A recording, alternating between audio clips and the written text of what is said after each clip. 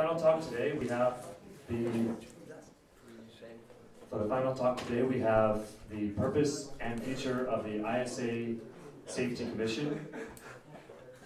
We have with us this big, beautiful man here, Mr. Caveman, Stephen Cave, and he's the president of the ISA Safety Commission, recently made president within the past 2 weeks, 3 weeks, is that?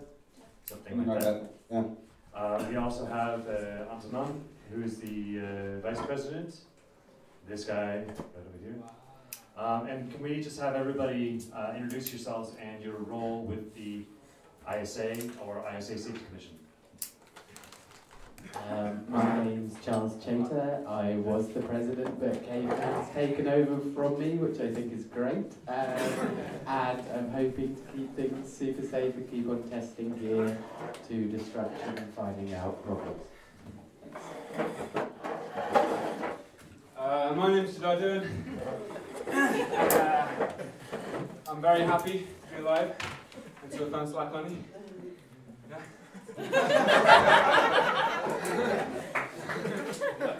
My name is Helmut. I'm part of the ISA advisory board. I am as well. My name is Sarah. Hi, my name is Thomas, but I'm also called Sniddle, and I'm the treasurer of the ISA.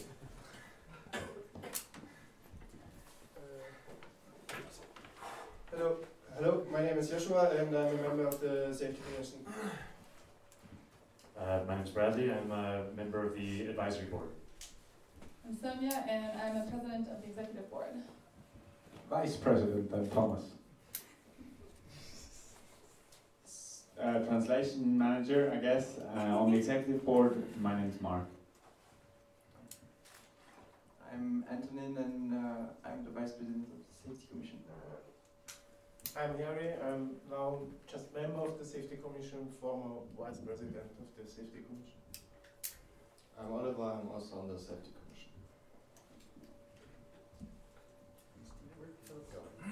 Philipp is outside, has an important phone call. Stephen, if you want to just say hello, introduce yourself. I'm Stephen, I'm the president of the Safety Commission, and can I just say very quickly that it's been an absolute pleasure stalking you guys on Facebook for the Can't hear you, man. You cut out for a moment there, Stephen. Yeah, can you hear me now? Yes.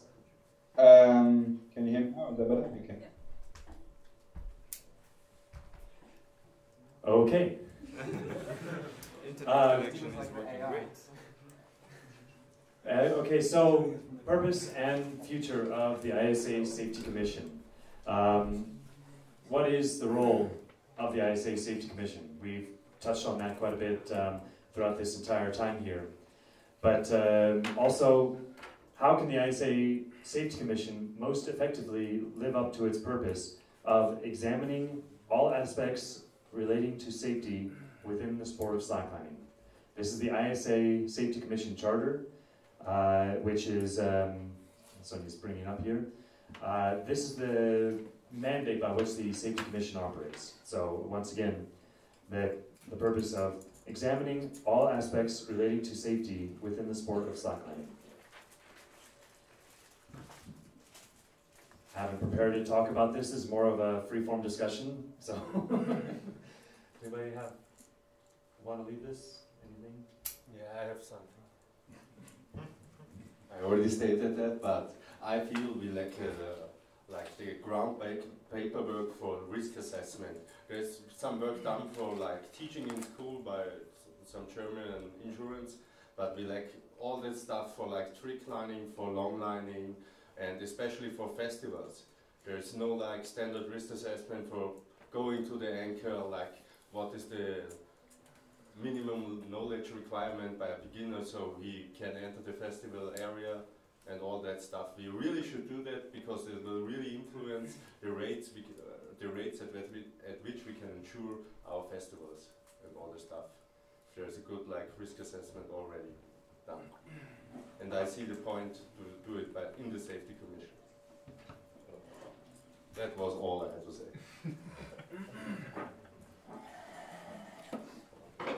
So does anybody have any ideas on moving forward on this topic, on how we can accomplish this? Maybe, so we talk about the manufacturers being part of these standard or norm, or I don't know how to call it, but maybe we could start by giving them a little logo to put on their website saying part of the advisory board of the safety commission or something like that. That would be, I think, a good communication for them.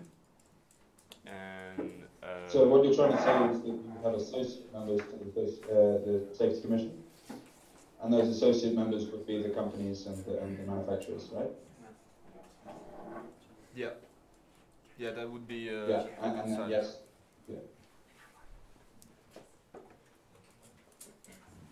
Yeah, from what I can see, sorry if I'm a bit disjointed, there might be a bit of a delay, so if I suddenly speak over somebody, that's probably not me being rude, but it might be. It may just be that I'm a bit out of time with everyone. But from what I think with that point is that if we want to work hand in hand with the manufacturers, both the highline and longline manufacturers that we have with us today, but also companies like Given, and also trying to reach out to some of these smaller companies or the retailers who are also working, like we were saying with the safety label, and the sort of certification label, if you like. Definitely for all aspects of the safety commission, not just that particular safety label, but also like the announcements that we're making about safety and the do's and the don'ts, if you like. Not that it's going to be that clear cut, but it will be definitely, we'll be working with the manufacturers, both large and small, and hopefully with retailers as well. So I have another point I think we should really work on. Probably it's also my job as treasurer to talk about financials. I really think there is a really big job to do here for the Safety Commission, but without the budget for that, it's going to be really, really hard. So I really think we should start also here to think about how we can fund a budget for the Commission so they can just work on the stuff we want to work on. And that starts with all to maybe cover their travel expenses, make such meetings like that possible, and for that we really need to think about how we can finance that stuff. But before thinking about how to find the money, maybe define the costs that you're about to engage. I mean, what are they? Depends on what we're going to do. So yeah, so let's define what we need to do before. There may be a difference between the operational budget and then the project budgets, and specific projects can have, for example, fundraising, but operational budgets should be a sustainable annual amount of budget. Theo, do you have some suggestions on this way? Yeah, I do, but it's super long to explain. But of course you need an operational budget, and you need a special experiment budget. And of course you need to define priority, and of course you need to work in all directions possible. But I mean, the best way to do it is to define commission and work with one objective, the priority in that objective. And if, for example, the competition commission is to make money for the rest of the team, it will be that. And if the commission is in research of budget for all the other commission, you need to do that. That's all. That's my opinion. So potentially sharing some of the budget between the ISA bodies, the contest commission of the ISA and the safety commission could be co-linked in that way. I think it's compulsory to do that way, because it's the easiest way. I would agree with Snoodle, if we did have a budget, we could move forward quicker, but I think that's kind of across the board in slacklining, and we can all come together to do tests and so on and so forth. I think moving forward without a budget is doing what we are doing and what we naturally do, which is getting together and actually pooling ideas and pooling knowledge, because I think a lot of the actual accidents and incidents in slacklining don't come from manufacturers creating bad gear. It's often user error, and it's that people don't have skills and techniques and are learning about slacklining like we all are. Where block slippage and old high tensions, the problems are always changing. So I think us actually collectively coming together and working together is one of the most important things, and that's been great in the Safety Commission, having meetings from across the globe, all mixing stories, and then we can push that out in the community. And really we just need more people to be getting involved in that and sharing skills with new slackliners, making sure they try and stay up to date in skills, and then communicating with manufacturers, and manufacturers being open to criticism as well, because we're just trying to help in that way. I think it would be great if you create a safety label. Then when you do the stuff with the kids, beginner kids, to put the label on their gear, it's gonna cost something. Like that is usually in industries about welding, Euro norm and stuff. Yeah. Like there come safety commissions to company, and that cost like $3,000, something like that, and then have a look at your company and then you really work like that, how it should be. And I think that could be the first step to get some money, and the other stuff could be... So if we do that and we charge the manufacturers a lot of money, we won't really get much coverage. What do the manufacturers think about that? What do the manufacturers in this room think about on their contribution to such a funding system, or that what do manufacturers feel like their contribution should be? Tough question. Like it's gonna be in their benefit anyway. If there's a label on it, they sell more stuff. Similar to infrastructure that they get to benefit from. Can I call on you, Jerry? What do you think? Well, I mean, like, in order for me to consider spending $3,000 on a certification, I would need some sort of benefit from that as well. Like, how does that ensure me as a brand that the product that I'm selling is going to be seen in a higher light as a result of it, to get some sort of return on investment? Like, I don't know, I like to think that I test my products well already, and to have to pay to continue to do that, I don't know. Maybe I just can jump in here. What I was thinking about especially was finding a short-term solution. What your suggestion is, like, that's in the long term, but right now we need a fund to start these things. For example, I don't know how much Swiss Slackline put into this event here, but it's a lot, and it's not covered by your fees. They are putting a lot of money in this as well. And I know as treasurer from ISA right now has absolutely not really a budget. The national associations have way bigger budgets, maybe not all, but most of them have. And yeah, we need to find a solution for the short term. And to be honest, when I think about myself, I would say we should also take in consideration to make some kind of like to take the community into the responsibility. So maybe start crowdsourcing or something like that, just to get things started. We're not talking about tens of thousands of euros. It's a small budget to start here, and the more and more that the commission works, the more they have to sell, and the more money they can make, and in the end they will finance themselves. But right now we need a solution for the short term. Good thing about $3,000 was an example from industry, like that much. I don't think we're there for a long time really, and that we're all still small enough at the moment that we can help companies test gear, and we can all help come together to realise a standard that makes sense. Because we as the Safety Commission can't just decide it as ourselves that yes, that's the best way. We have to be working with everyone in the community and the manufacturers as well. And with everything changing, that's difficult. It seems to me that once we have, like, starting it doesn't necessarily require huge amounts of money, and that once it's going, then there will just be more and more benefits, I think. And then once there are actual sort of tangible benefits that one can say, like, okay, as a brand, it makes sense to invest in this because the brands that are already like in this thing, they make this much, you know, they can sell this much extra stuff, whatever it is, because of the extra quality associated with it. So it can be a ramp of progress. It doesn't have to be just like jumping straight into 3,000 euros a piece of gear. Maybe to give you an analogy of how the UAAA works on this topic, the manufacturers basically are, as I said, they're a member of this safety commission. They pay a fee of 400 euros per year.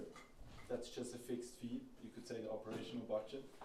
And then they also pay per type of gear they want to have certified, because the UAA has different standards, so they can offer different certification. So you pay per gear, let's say, I don't have the exact numbers, somewhere 100, 200 euros per gear they want to have certified, and then they also pay again per actual model that they want to have certified. It's like a 3-step increase in fee depending on how much gear you want to have certified. And that's how the UAA Safety Commission makes their money, through this certification process, through this actual norm or standard. And what is the benefit to the manufacturer to be on that? To be on the Safety Commission of the UAA? Yeah, so as I said, you are a member. You can also even be elected into the board of the Safety Commission, and I think the most important one, you are in the actual working groups, which then create the quality label or the standard. So you can actually be a part of this group that creates this standard. I think this is the most important aspect of being a member of the Safety Commission as a manufacturer. Tom, do you see those costs as comparable to what we would do in slacklining, or a lot less? Well, it needs to be a bit different depending on like what kind of quality labels we want to have. I think different manufacturers, like not every manufacturer will want their starter kit certified. Others may only want their wedlock certified. So I think we can build such a structure in terms of how much money it is. I think it's somewhat comparable. Maybe. I will have to drop that question to the manufacturer if this is even realistic, a budget of 400 euros and then plus something. So that'd be way more reasonable, I think, to have a seat at the table of producing these standards and having an input. I'd be happy to pay an annual fee to be a part of that as a brand. My point of view, Jerry, is that it would be really great to have you and the other manufacturers on board, because you have a hands-on experience of manufacturing the stuff. So as much as we can say these wonderful, dreamy views that we want this, that, and the other, but if it's not possible to manufacture that, and the standard is useless. So of course we're going to be involving you with that decision making, because we need to understand from your perspective and your experience of exactly what that will involve for you as well. So maybe something I have to add is that then actually on top of that, the manufacturer also has to pay the actual test. And this is now the difference to how we will probably manage it, because we don't have the possibility to have certified labs all over the world. We will probably in the beginning centralize something like this and just do very basic tests which are not followed under ISO norm or whatever, but they just offer a first comparability of different products. But we'd say we'd start with the manufacturer said they'd start by sharing their test method. Yes, that would be the start. Yeah, well, that would be one of the steps of their transparency, and the other side, we have to together create a way of having a standard, reproducible testing procedure for their product. So it's a part of it, I think, right? So what will be the cost for 1 year for operational safety committee? What would it be? That depends on what we are going to do, which is not defined in detail. So maybe we can brainstorm a bit on this before we go into the funding side. Yeah. So I just put down like the 4 points I see so far. It's what Helmut said. It's a risk assessment. That's a project they could do. The Safety Commission could do that. Another one is, we talked about this a lot, the quality or safety label, basically tests, and then we divided this into starter kits, maybe trickline kits, maybe 1-inch webbing, and maybe weblogs. These are the 4 I see right now. Maybe you have other ones to add.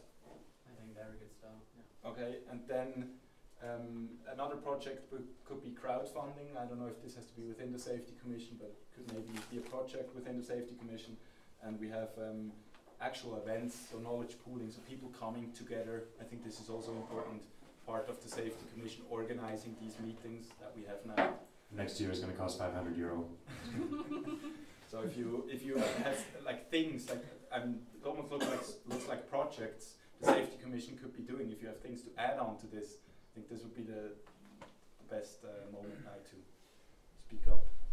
So is it if there is the Safety Commission held by ESA and ESA made the label for the manufacturers, that means manufacturers don't have to do expensive tests anymore? Like, because Jerry and you guys did a lot of technical research on slacklining on different levels, like FR as well. So that means we stop this and we invest everything together? That's the plan? That may be something that the Safety Commission and the manufacturers might agree upon. So if it's that, maybe you should just know how many money you put in X years. You do the same. All the manufacturers who want to participate in that do the same. And then you do just a moyenne, a median, I don't know how to say that. Average. You do average. And then you just go and... I think the only issue I think it's a good idea. The only issue I see with that is that up until now those tests were really located at a specific place because there was the availability of the machines and the personnel right there at that time. Okay, so this would mean that actually there will be a central facility for testing where either a manufacturer sends something or people meet up together and do the testing together, like even at an event like this, maybe a longer event. So these are possibilities. It just means that it doesn't necessarily follow a smaller structure. It's really it's a centralized thing, which could fail because maybe not everybody from South America, every manufacturer would want to participate in a centralized location in Central Europe with standardized tests. Then they don't get the label. Yeah, that's just if they don't want the label, they don't want the label. I see with that you have it centralized. That's why the UAA has a certified lab on every continent. Yeah. Stefan, in the back. What about we as manufacturers, we have testing facilities that we are using. So why, just an idea, we make our testings as transparent as possible in any way, videotape it, send the videotapes so they are transparent for the safety committee, and it's visible what we are doing, at least in the first step. So we don't need a centralized lab in the first or maybe the second step, and we can build this step by step. So I think what Thomas has in mind and what everyone else is sort of picturing is a little bit different. So when we were working on our first draft of a weblog standard or weblog testing procedure, we weren't exclusively thinking about breaking the thing. We were also thinking about edges. We were thinking about functionality. How well does it work? How wide is it? What are the stampings like? What's the working load limit? How is it defined? What does the handbook say? So a test is not only break it and know how strong it is, because let's face it, weblogs don't fail because usually they're too weak or something. The problems we have with weblogs is their pins are stupid, they're too wide, they're sharp edges, stuff like that. And that doesn't come from a very expensive testing facility. That comes from people who look at this and use it and have a lot of experience evaluating it. So while we have like a centralized testing facility, that just means there's a bunch of dudes there and girls sitting around looking at this piece of weblog and just deciding, okay, that looks good, that looks bad. You have to add this like wrong use case in your manual, and then yes, of course, you can use the testing facilities outside of the ISA. Like the ISA doesn't have a breakers machine, but that's not what the test is all about. The test is not just about figuring out how strong something is. It's more about how safe it is, and safety comes from functionality and not from strength. That, and we could also send one of the safety commission members to one of your tests, for example. Make that more transparent.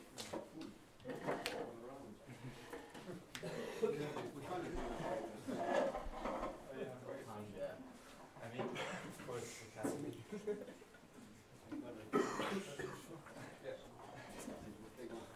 I want to retract my statement. Jet just bought it. Break this machine. Doesn't work without the coding or anything else. Okay. Does anybody have other ideas besides those, like I'm talking of projects of the Safety Commission?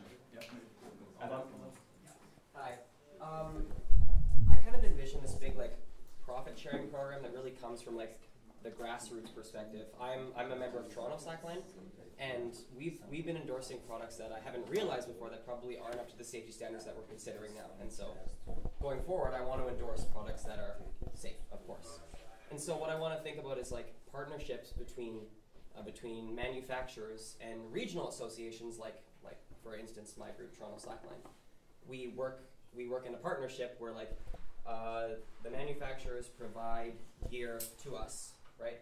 And then we sell that gear, because most of the gear we sell is just based on word of mouth. You know, people come up, they try the line, and we say the cheapest gear you can buy is $80. Go to Mac and buy a given slackline, right? But I want to support, say, Balance Community instead. So why not instead Balance Community provides like a set of beginner gear, a bunch of them, to us. We can provide them in the parks, and then part of the money goes to us, but a lot of the money goes to Balance Community, and a lot of the money goes to the ISA as well. Does that make sense?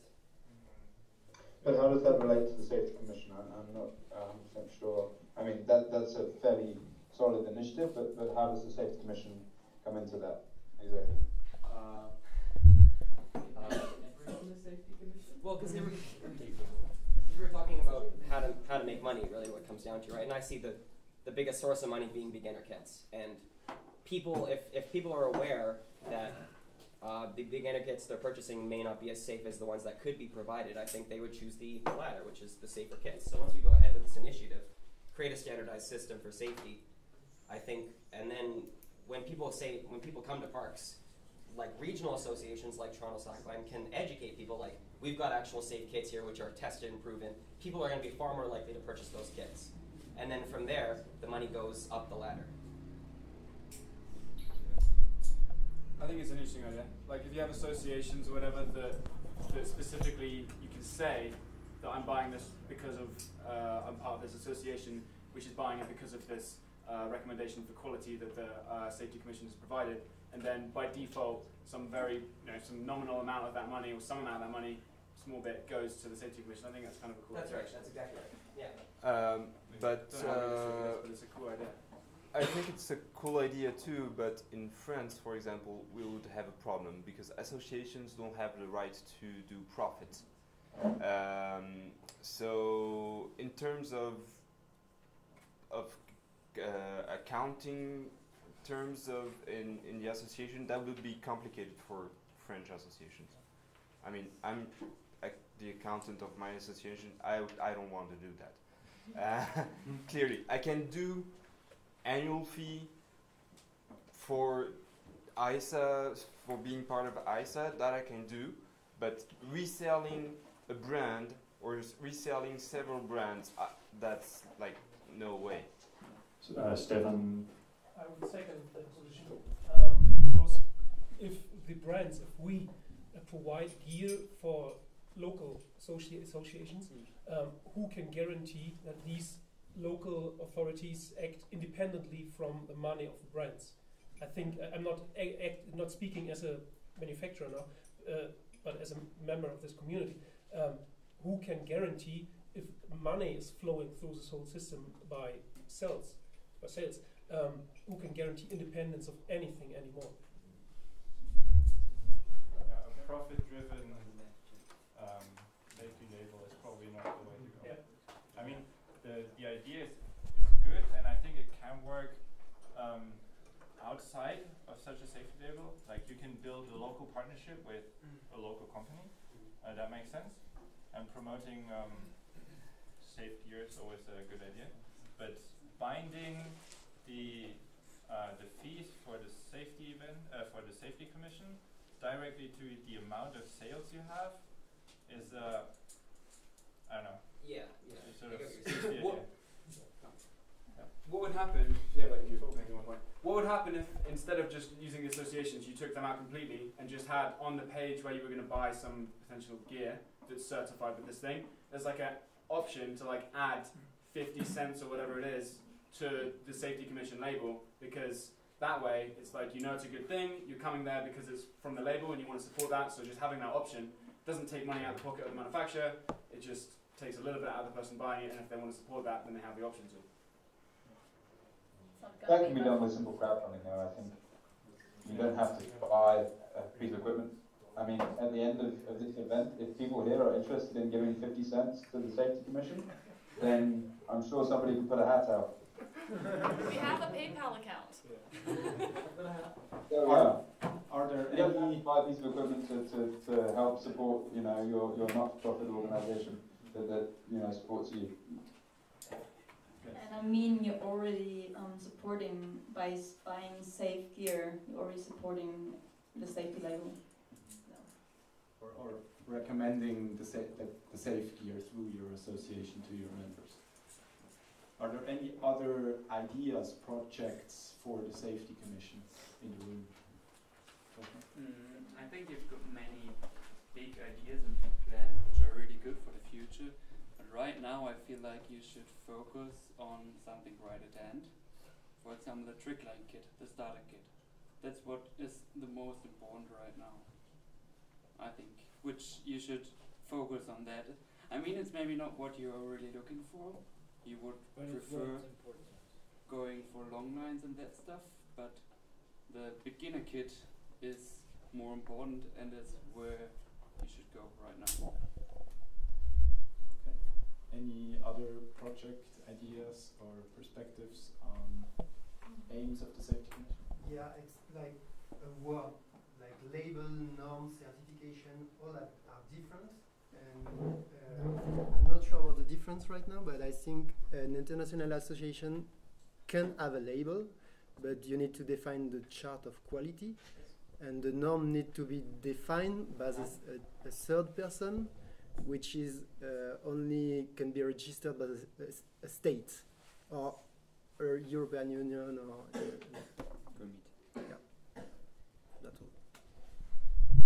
I just want to add one thing here that actually comes from the Safety Commission's charter. We have a list of things which mostly revolve around developing and distributing information about safety. But one of the things in here actually specifically relates to the SAIR, that in the future the SAIR reports, analysis, and providing a public database of known incidents to learn from is all something that's in the charter to move forward. That's already being done by the ISA and by some of our volunteers, but that is something that I have help. Actually, I'm going to use the moment to shout out to Dan Walsh in the US, who's done a lot of the analysis for the SAIR reports that you've seen.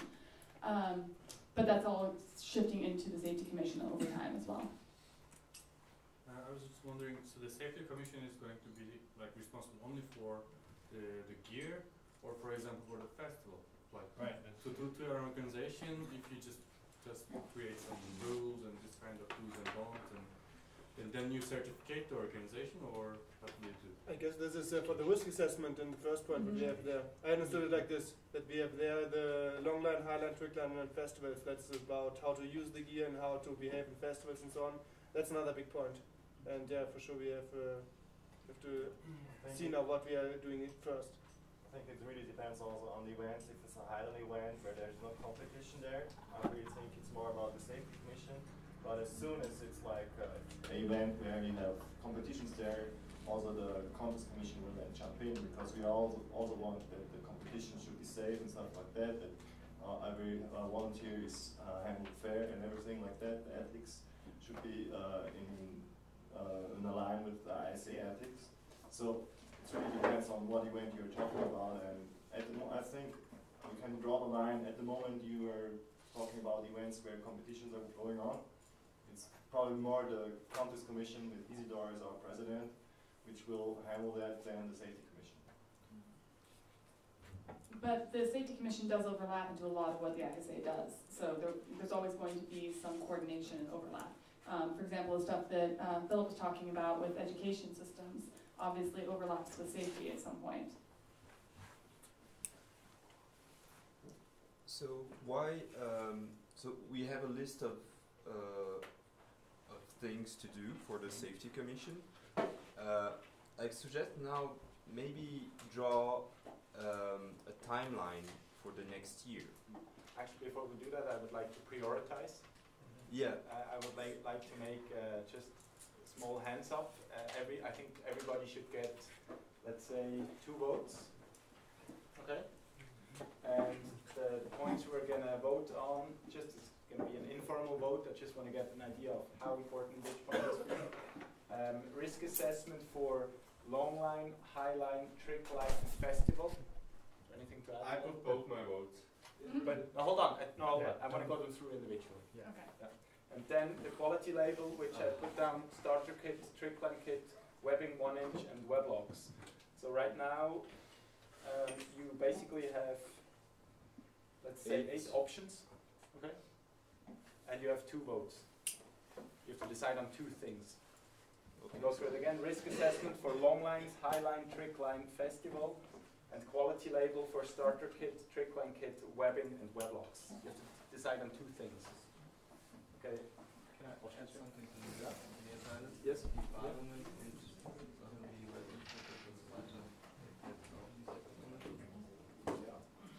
Das sind Projekte, die laufen das ist eine Priorität.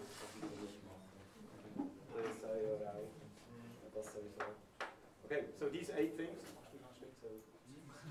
Who would vote for risk assessment for long line as one of the most important things? What about risk assessment for high line? Keep the hands up, please.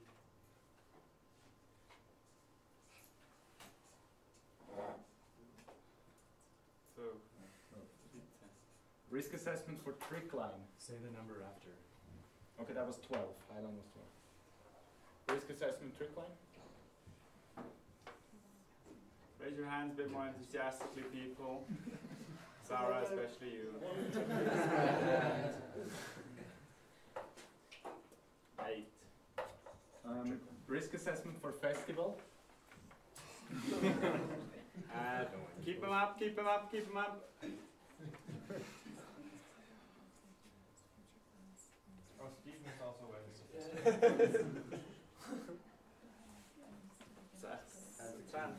nice 26. Quality or safety label for starter kits? Keep them up.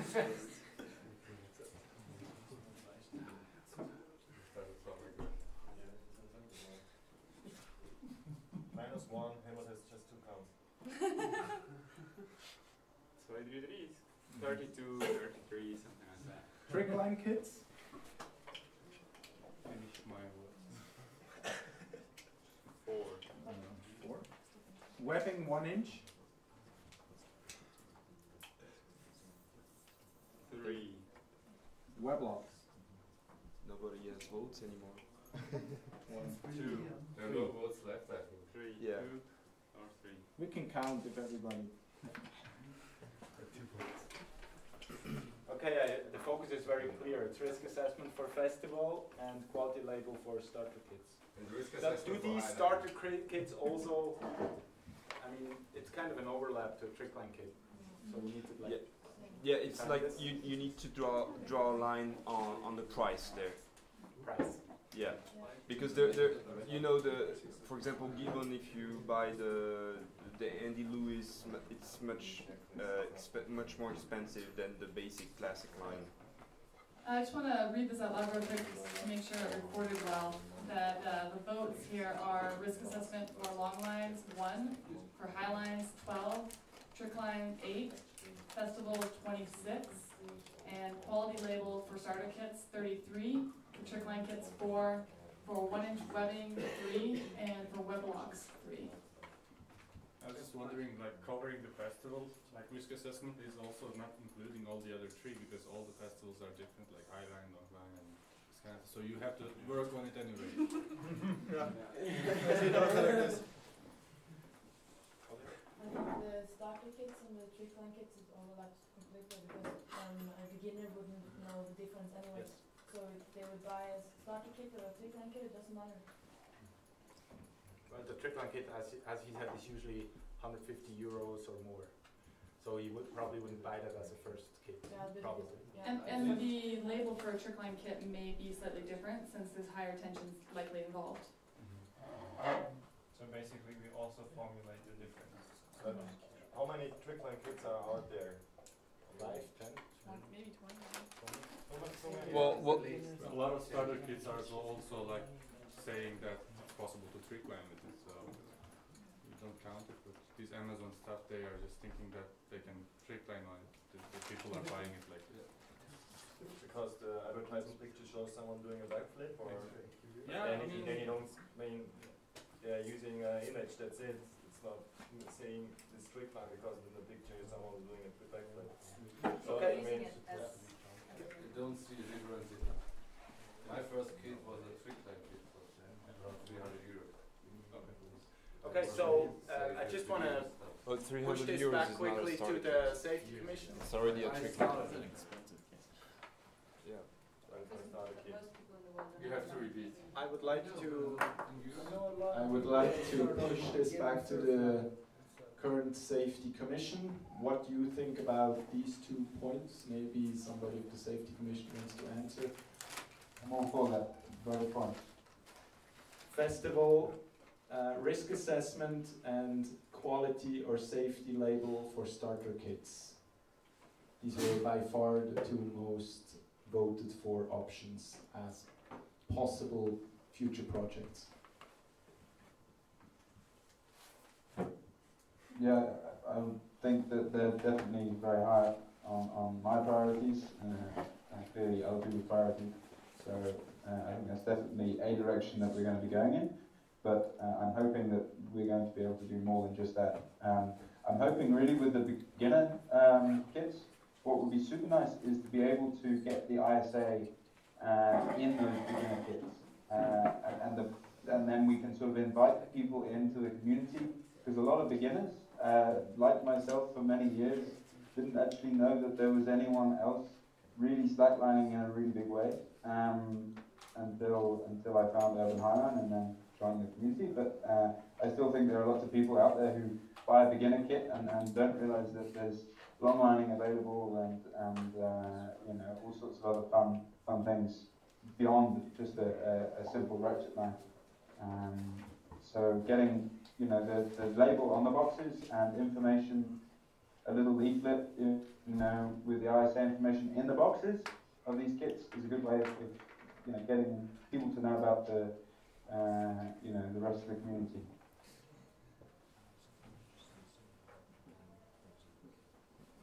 I would also say something to this, and I see there basically 2 really different points, like making the quality available with the starter kits is really to get in all the manufacturer involved in it and working together with them, creating a working group on this. And then the risk assessment for festivals is something totally different, where we don't need the manufacturers for this. That's really to work in the group, and whoever is interested in this and has to share some knowledge, creating a second working group and work on this. And the risk assessment for festivals, I see also that there's, of course, going the Highlands inside. If you have a Highland festival, you for sure have to make a risk assessment for the Highlands as well, and not only for the festival itself.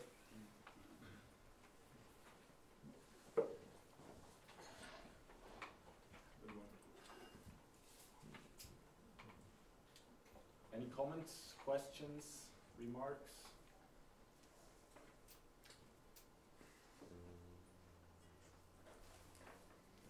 What's the best way to start with the starter kit stuff? Because we basically invited the manufacturers here already, and they, you know what I mean? Like, how do you breach that? Maybe Sam, you're one of the manufacturers here that probably sells lots of beginner kits.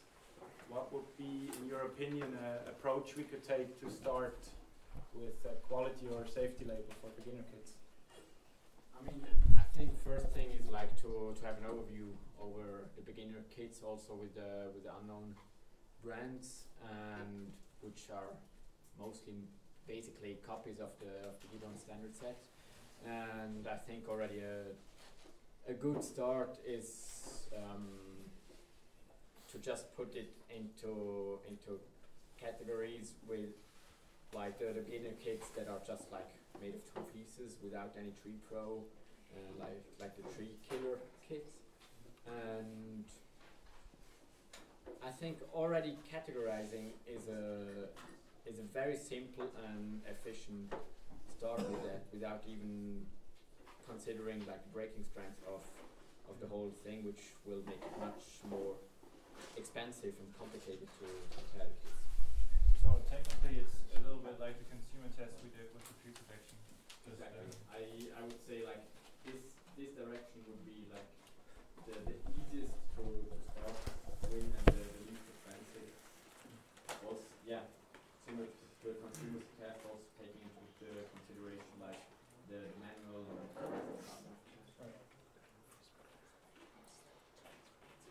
also like beginner kits, I often see like a 15-meter kit is sold that you can attach on 10 meters when the trees are 2.5 meters in. Yeah. Done. So, thanks. So getting a list then of all the beginner kits, and then getting all those beginner kits, and then sorting them like how Philip said, and then contacting the manufacturers that the kits we think are of decent enough standard, and then once we speak to them, they'll see that actually it helps them that we do that, and then they'll probably be more likely to be interested in cooperating with us. And we have the first step of that somewhat down. There is a fairly complete list of basic slackline kits, I believe, in our drive folder and listed on our website under useful links. And also, in the future, moving into other gear, we collect the similar lists of webbings and weblocks as well. Maybe we can use that label to include tree pro in beginner kits, like, I don't know, giving extra point if the kit has tree pro, or I don't know, maybe only given the label if it includes tree pro or whatever. It must include tree pro. Just a short question to everyone before this begins. How's the energy level right now? Is anyone else willing to work? Because we've done most of this already, and I think it would be beneficial to just have it discussed in a big group, so we can just put up our document that's specifically targeted at our document, the German document, that's specifically targeted at beginner sets, if you want, and then we can just discuss point for point what you think is good, what you think should be better. Is it something that we can do right now, or are you not alive anymore? Dead. Dinner's not for 45 minutes, so. So we're stuck here anyway. When's beer? Half an hour? Sorry. But I have one point what I would like to bring up is the question how we make the label. If we give a yes or no, or we give a rating of different points for the different beginner kits and say, okay, these kits are better. So we give also a rating, not only yes and no. No, you have to draw, from in my opinion, you have to draw a line. Yeah, you have, there's no, like, there's yes and there's no, and that's it. I think in terms And of the I think that line is label, if it's functional, safe, and I mean ethical to an extent as well. I think as well, if you've got a kit that really is just nasty, shiny, cheap, and it's not ethical, I think that as well. But safe and functional, I would say.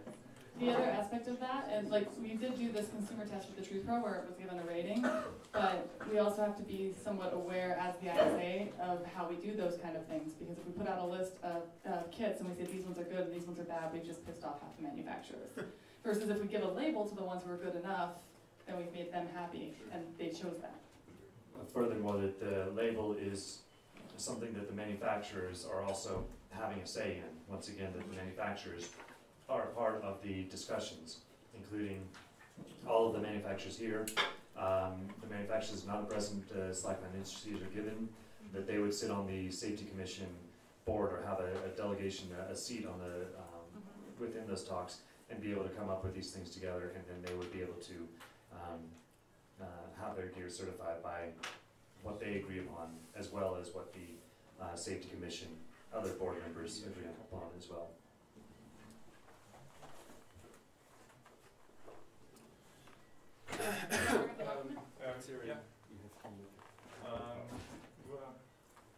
Steven, can we leave you connected but take you off the screen for a while? Do you have